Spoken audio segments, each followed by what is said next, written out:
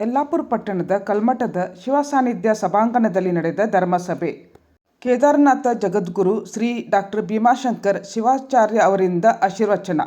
March 3ರಂದು ಮಧ್ಯಾಹ್ನ ಸುಮಾರು 12 ಗಂಟೆಗೆ ಪಟ್ಟಣದ ಕಲ್ಮಠದ ಶಿವಸಾನ್ನಿಧ್ಯ ಸಭಾಭವನದಲ್ಲಿ ಅಖಿಲ ಭಾರತ ವೀರಶೈವ ಲಿಂಗಾಯತ್ ಮಹಾಸಭಾದ ಜಿಲ್ಲಾಧ್ಯಕ್ಷ ಶಿವಲಿಂಗಯ್ಯ ಎಸ್ ಅಲ್ಲಯ್ಯನವರಮಠ ನೇತೃತ್ವದಲ್ಲಿ ನಡೆದ ಧಾರ್ಮಿಕ ಸಭೆಯಲ್ಲಿ ಕೇದಾರನಾಥ ಜಗದ್ಗುರು ಶ್ರೀ ಡಾಕ್ಟರ್ ಭೀಮಾಶಂಕರ್ ಶಿವಾಚಾರ್ಯ ಸ್ವಾಮೀಜಿ ಆಶೀರ್ವಚನ ನೀಡಿ, ಧಾರ್ಮಿಕ ಅನುಷ್ಠಾನವೆಂದರೆ ಕೇವಲ ಬಾಯಿ ಮಾತಲ್ಲ, ಭೂಮಿ ಆಕಾಶವೇ ಹೊದಿಕೆ ಮಾಡಿಕೊಂಡು ದೃಢ ಮನಸ್ಥಿತಿಯಿಂದ ಅನುಷ್ಠಾನ ಮಾಡಿದರೆ ಖಂಡಿತವಾಗಿ ಫಲ ಸಿದ್ಧಿಸುತ್ತದೆ.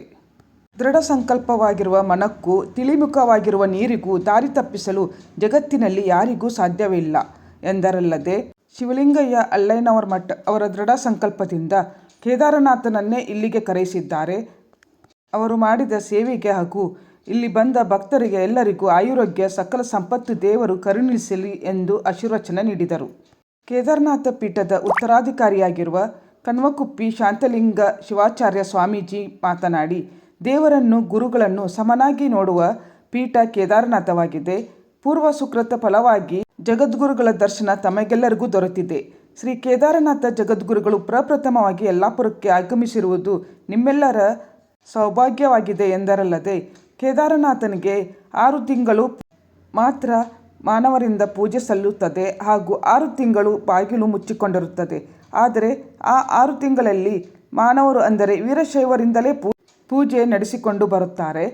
ಕಾರ್ತಿಕದಿಂದ 6 ತಿಂಗಳು ಕೇದಾರನಾಥ ಬಾಗಿಲು ಮುಚ್ಚಿ ವೈಶಾಖಕ್ಕೆ ಬಾಗಿಲು ತೆರೆಯುತ್ತದೆ.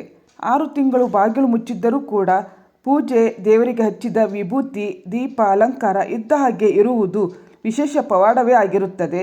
ದೇವಾನುದೇವತೆಗಳು ಬಂದು ಪೂಜೆ ಸಲ್ಲಿಸುತ್ತಾರೆ ಎಂಬ ಪ್ರತೀತಿಯೂ ಇದೆ ಎಂದರು.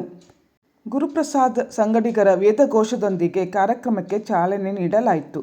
ಶಿವಲಿಂಗಯ್ಯ ಅಲ್ಲಯ್ಯನವರಮಠ ಕುಟುಂಬದವರು ಫಲ ಸಮರ್ಪಣೆ ಮಾಡಿದರು. ಇದಕ್ಕೂ ಮುನ್ನ ಶ್ರೀಗಳು ಅಲ್ಲಯ್ಯನವರ ನಿವಾಸದಲ್ಲಿ ಇಷ್ಟಲಿಂಗ ಪೂಜೆ ನೆರವೇರಿಸಿದರು. ಉದ್ಯಮಿ ಬಾಲಕೃಷ್ಣ ನಾಯ್ಕ ಸೇರಿದಂತೆ ನೂರಾರು ಸಂಖ್ಯೆಯಲ್ಲಿ ಭಕ್ತರು ಆಗಮಿಸಿ ಶ್ರೀಗಳ ಆಶೀರ್ವಾದ ಪಡೆದುಕೊಂಡು ನಂತರ ಅನ್ನಪ್ರಸಾದ ಸ್ವೀಕರಿಸಿದರು. ತ್ರಿಲೋಕೇಶಾಯ ನಮಃ. ಓಂ ಶಿತಿಕಂಠಾಯ ನಮಃ.